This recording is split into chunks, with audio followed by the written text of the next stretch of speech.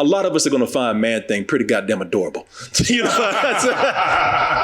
I mean, listen, Marvel ain't going to walk away without trying to sell something. They trying to sell some Man-Thing stuffed toys and plushies and all. Yeah, I don't know, man. He's pretty scary too. He's adorable, but as long as you on his good side. I was going to say they managed to actually catch it both ways, man. They make Man-Thing very cute unless you.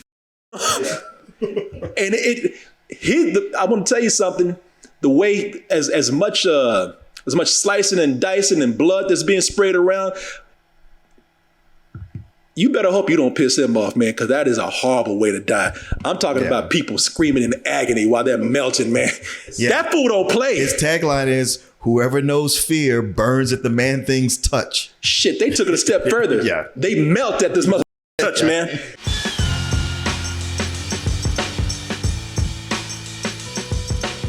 You know, everybody been talking about Marvel, man, and talking and saying, man, I'm tired of these superheroes. Used to be a day when people talk about Marvel and be like, ooh, what they got next, man? Now they're like, you know what? I'm tired of that shit, man. I'm tired of these superheroes. I'm tired of these jokes y'all got going on. You know, I'm tired of this funny stuff. I'm tired of y'all being soft. You know, everything it's not only a joke, but you ain't taking no risk now. Ain't nothing edgy no more. Thor's goddamn mentally challenged at this point. Yeah, I'm sick of all that shit. And Marvel said, yeah, we are too. Y'all right, man.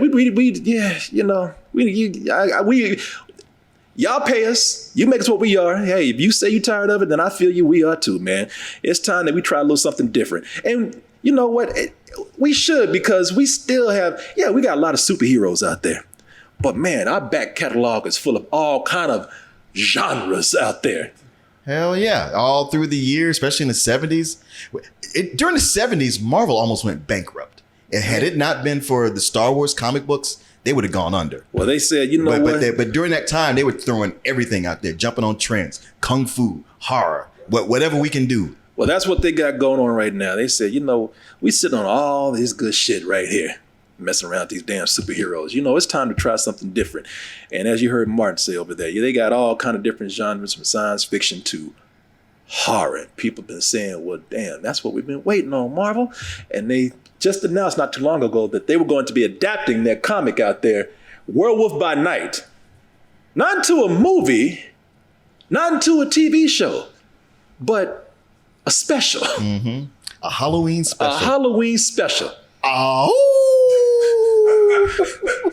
I feel like you can't mention a Halloween special without that wolf baying at the moon. Yes, and see, this is why you're going to Vegas. That's going to be you on the strip. Let's get his ass. Rip my shirt off. Shit. Martin, that is you. That's you tonight. Catch that son of a bitch. There are a lot of people out there saying, okay, I hear you, Marvel. I hear you saying. You're saying you're gonna do horror. I mean, but y'all are not only Marvel, but you're not even the Marvel you used to be. You're Marvel owned by Disney. As I said, man, y'all kind of soft. I dare say, on occasion, y'all some bitches out there. But Marvel promised. They said, hey, man, look, you know what? If we're gonna do horror, just like these superheroes, we're gonna do horror. We're gonna do it right. And a lot of people saying, I believe it when I see it. It is every hunter for themselves. Good luck. I'll be. See, they already bullshitting. See, you can't, Marvel, come on, man, stop playing. You can't even put a serious trailer out there. Them damn Six Flags animatronics out there. Yeah. I swear, watching that scene where the brother looks over around like, are you seeing this? It made me think of you and me and the situations we've been in. It sure was. Martin and I have been in situations so many times like this where we just kind of like, what the f*** is this? You are seeing this, right? I'm like crazy. It's some bullshit already, man. Mark, you want to go?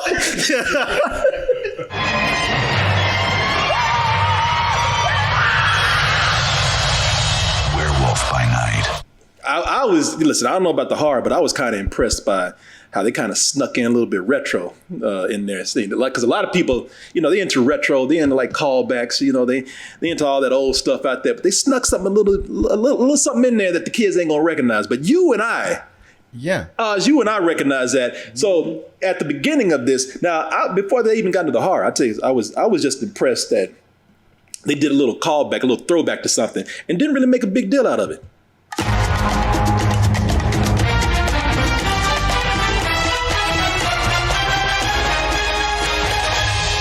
See, y'all don't know nothing about that shit right there. That's back in the day when so I'm gonna show you something and they didn't say it, so I don't know if it's true.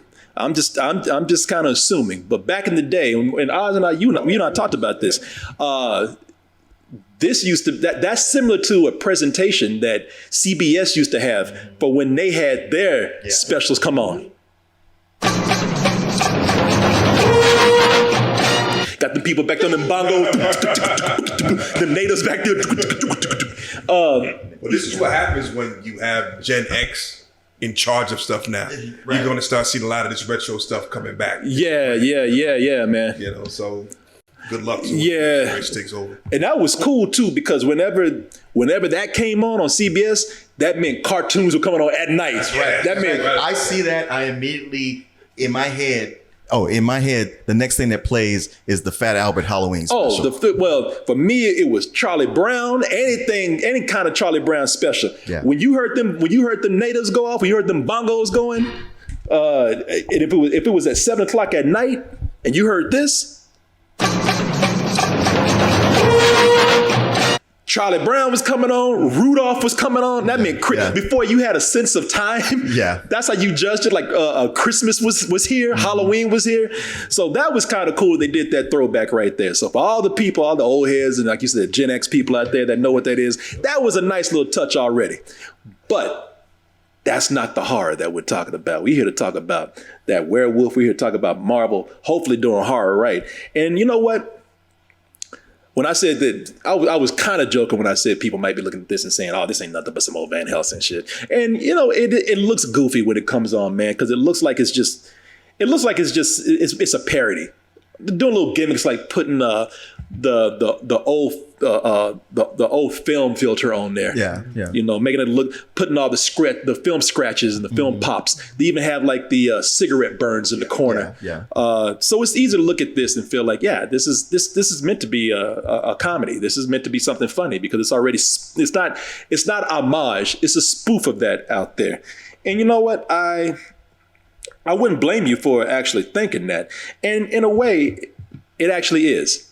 It is kind of spoofing it. It is kind of doing homage to those old Universal horror movies from like back in the 40s.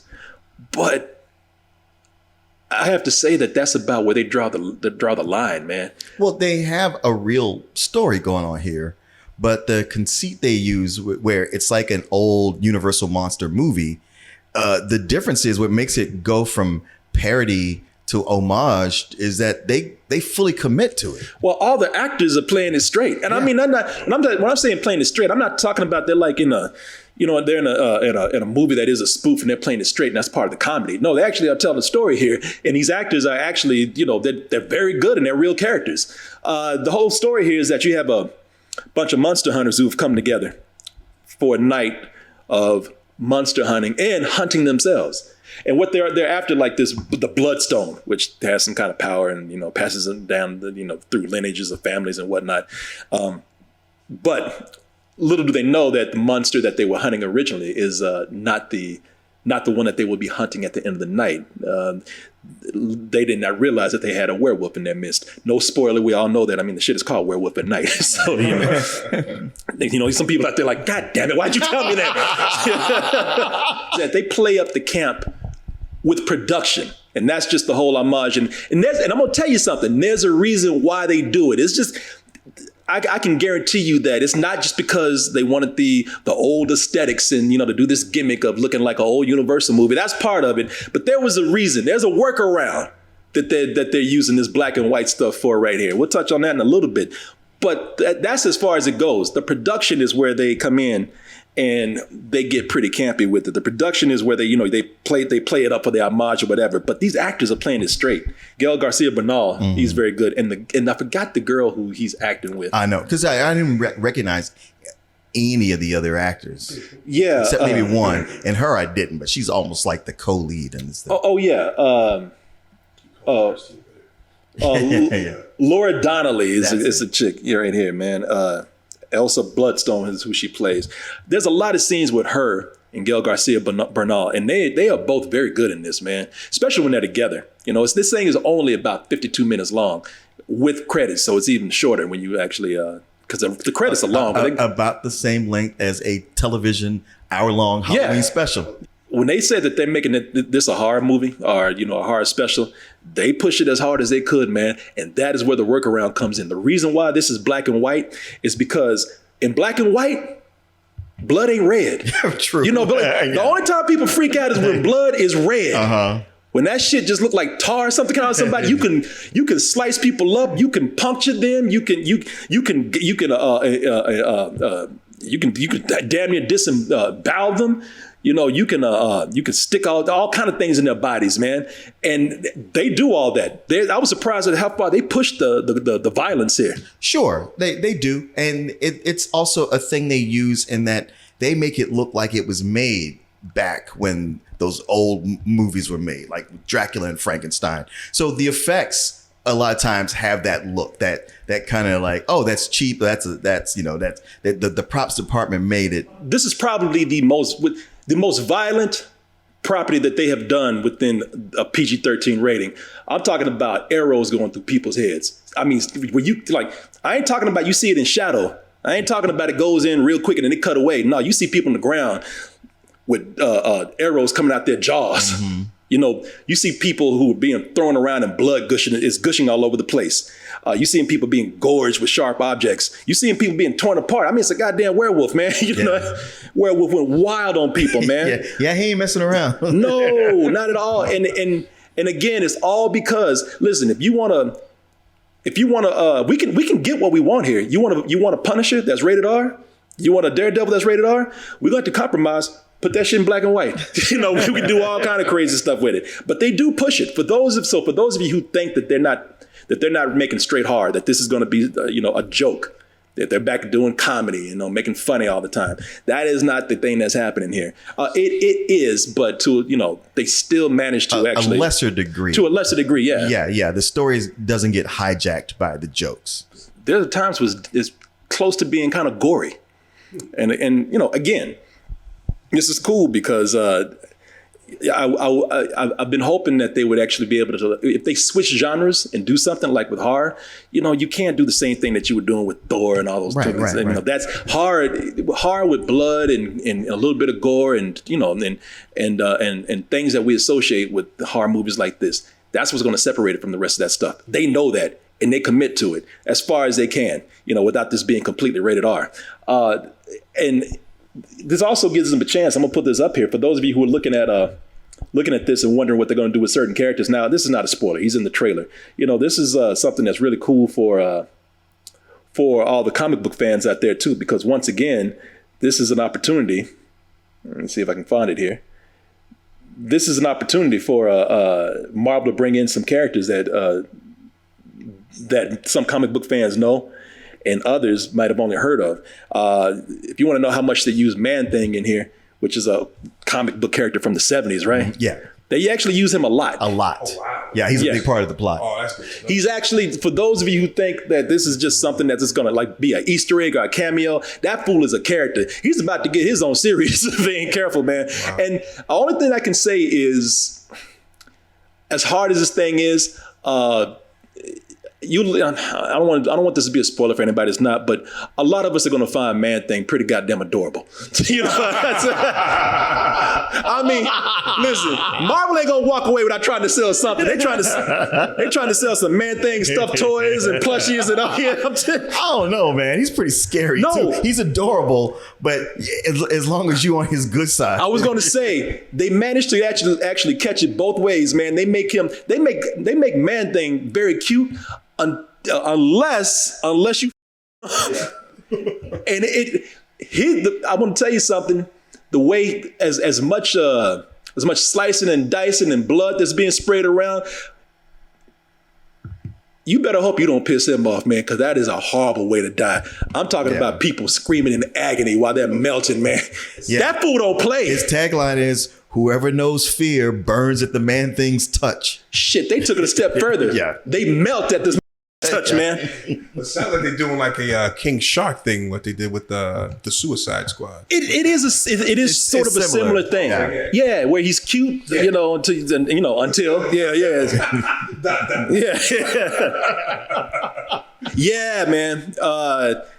No, it's they even with those things. I mean, like right there, he's whooping somebody's head right.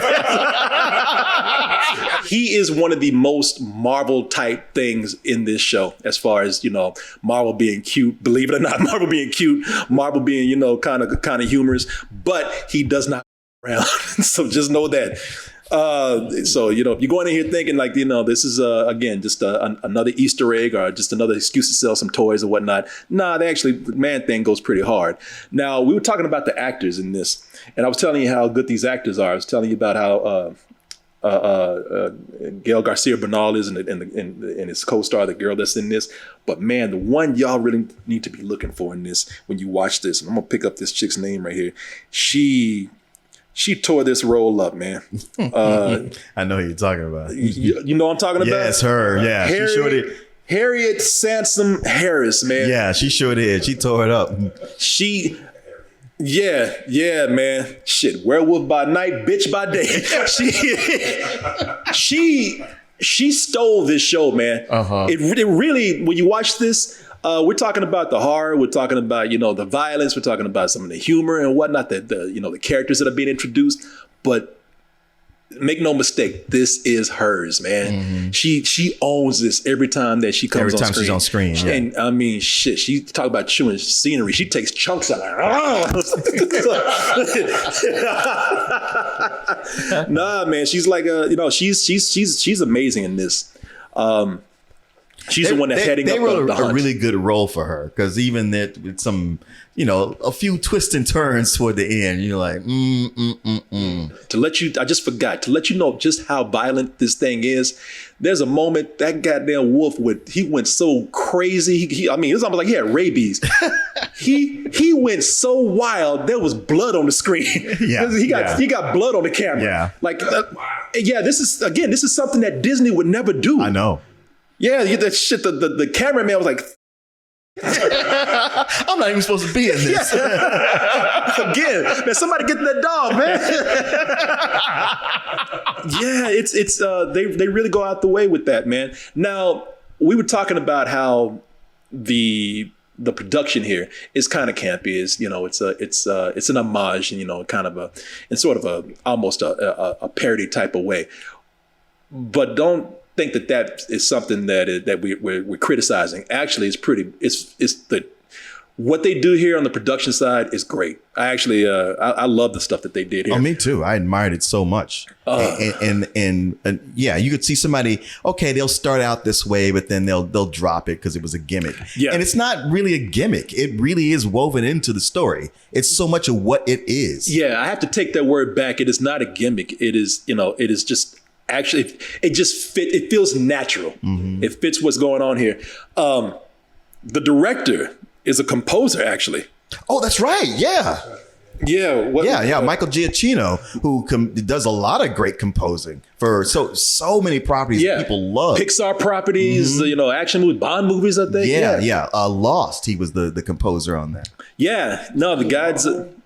Opener? What's that? Did he do the Marvel opener? I don't know. I'm not sure. I'm not sure. Did he do the Marvel opening? That's what Oz was asking, y'all. But no, he's as far as his attention to detail, the throwbacks to the Marvel movies. Well, the thing that makes it feel natural is that he's not trying to copy. Right. He's not mimicking. Everything that he does here, it just has a sense of what they did back then while making it his own. You know what it doesn't do is that anybody else doing this would have had winks and nods to those old movies to go like, oh, see what we did here? Yeah. Remember that from this other movie? Oh, you remember this? and it's not full of remember berries. No, it's not. If you go back and really, it's kind of cool how he toes the line here, because if you go back and listen to the Wolfman, the Wolfman from 1941 with Lon Chaney Jr. Again, that is one of the most universal monster movie scores from back at that time.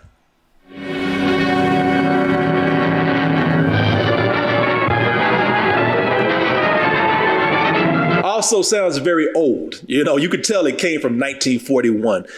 The director here has managed to take that and capture the pure essence of that and completely modernize it. Yeah. So it's recognizable to what it is, but also sounds not only new, but also sounds natural for what we're watching here. Yeah. I'm really impressed with what they've done. It's almost like Marvel they feel inspired. That's the word I was going to use, because so much of Phase 4, I think the fatigue came from just feeling like they were about putting new characters out there, but so few of the properties felt inspired.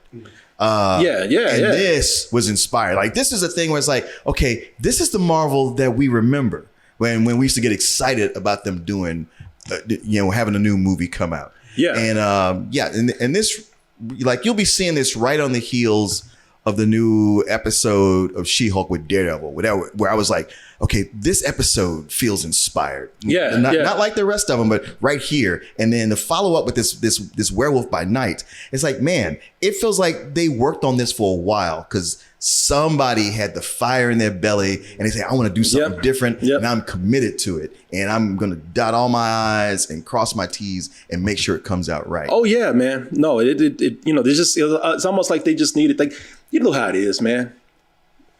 The only comparison I can really think of, and it's probably not a good one because I'm sure they don't think of it to this extreme, but it's almost like Marvel. They've been doing superhero stuff and they've been doing that universe for so long the way it is. It's become a job now. You know, that this is where they go home at night and do something new. This is a project they've been working on the side, where it's like, all right, this feels fresh for us.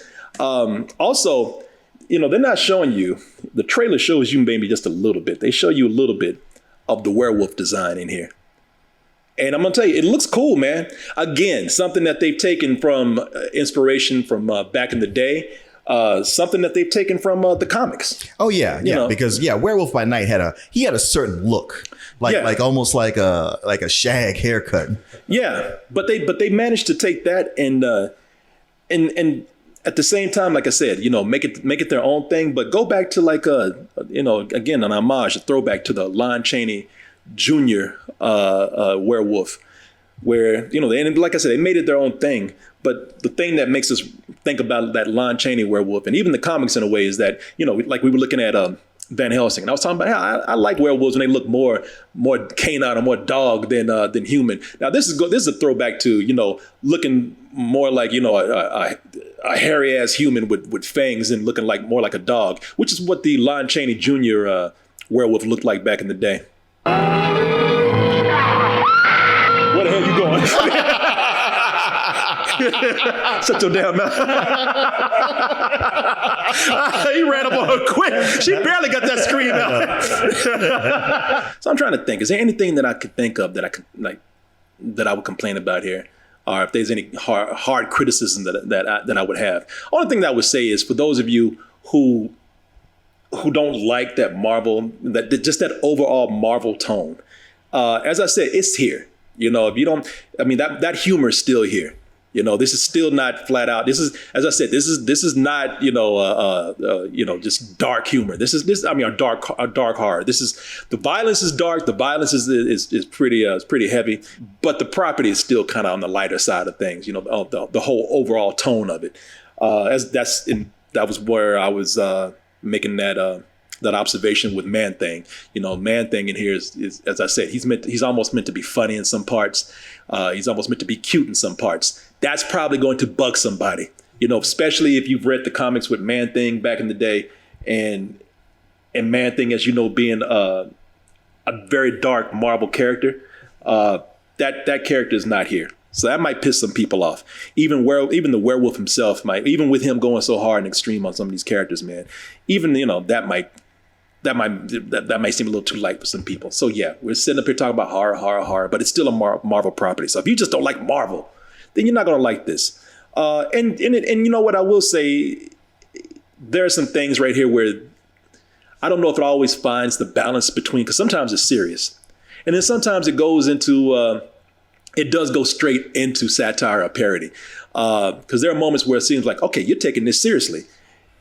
And then they'll get to another moment, and let me see if I can even find it here, because Martin, you actually brought this up a little while ago. Oh, here it is. You know, they'll be kind of taking it very seriously at one moment, and then another moment, you know, they'll cut somebody's hand off, and it's clearly rubber, man. You know, they're not even trying to hide that. You know? Yeah. No, a lot of times with the effects, they did that, but I thought it worked within the aesthetic that they built. Yeah. It never felt like, okay, we ran out of money and we just did this. It was like, okay, this is what would happen in an old movie. And so we're trying to keep it low tech the way those were. Yeah. The only thing that I said about it, it's not even a big criticism for me. I mean, the whole thing is still working. I'm just saying that there are times when it feels like, all right, we're doing things at the height of our best abilities, even the production and everything we're taking seriously. And then you got this damn, you know, Halloween store hand fall on the ground. I was like, all right, you know, that kind of contradicts some of the other stuff you're doing. But then again, like you didn't see that. So, you know, it didn't bother you. And there's going to be other people out there that don't see it. And it didn't really bother me all that much. That's the only thing I would say, though,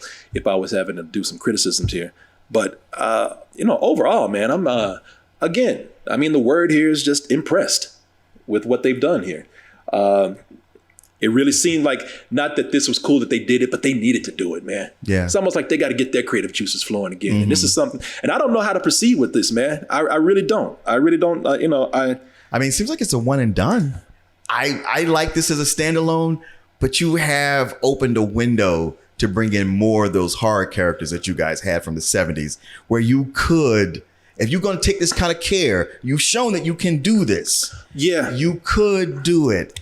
I would allow you, not that I got the say so, but I was like, I would allow you to do one more, and let's see where we go from here. Well, that's the thing. It's worked so well, and it's a special that, I don't know if I don't want to see them mess this up or anything. It's good enough as it is, but at the same time, I think we need them to do a different genre. I think we need this to pretty much just bring some variety to the whole thing. Mm-hmm. And when you watch this, and I haven't heard a lot of people talk about this, but they're clearly setting up vampires for this world.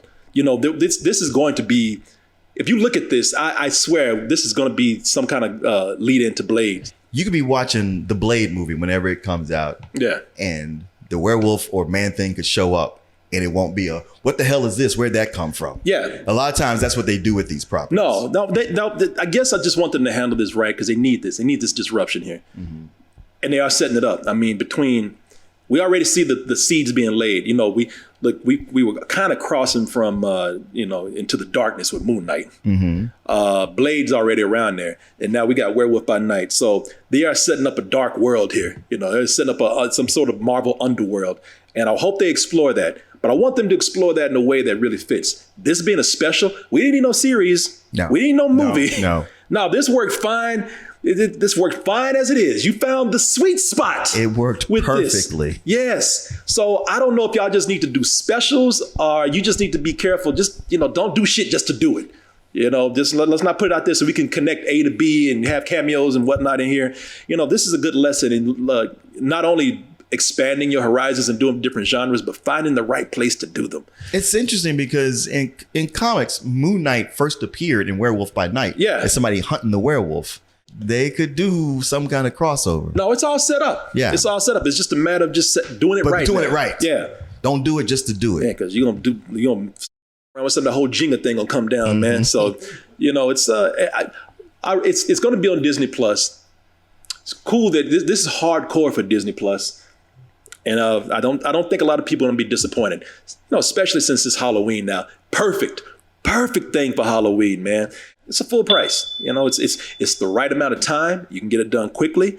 It wraps itself up quickly. It does what it needs to do and gets the hell on out. And I really like that about it. I think this completely succeeds at everything it's trying to do. And the big thing it succeeds at is being a Halloween special. I mean, it has everything from the titles that set it up perfectly for that. And then it follows through. I would say just on its success ratio, it's kind of a better than Sex to me. Oh, really?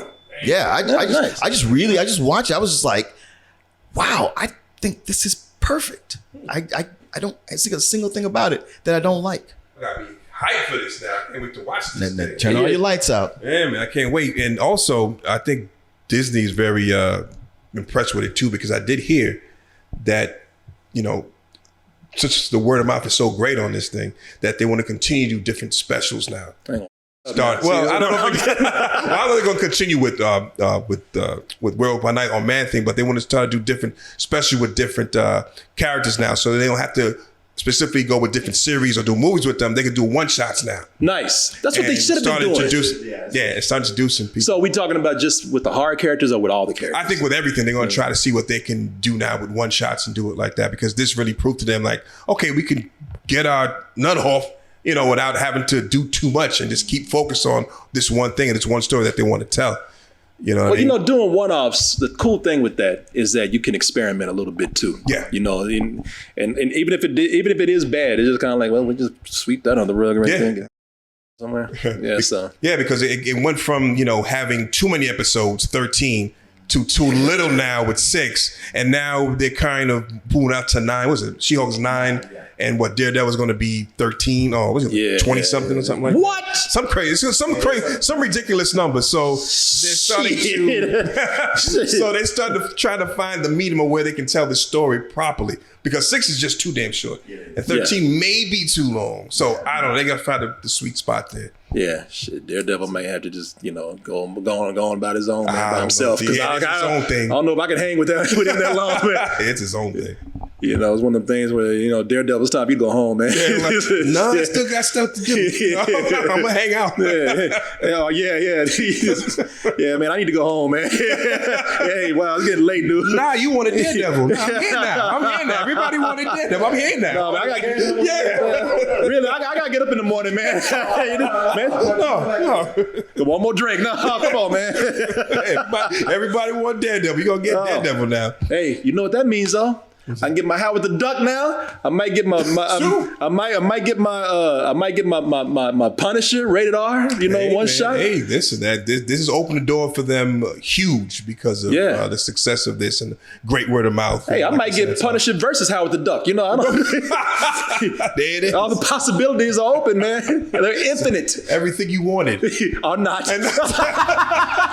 I said you wanted. I want that.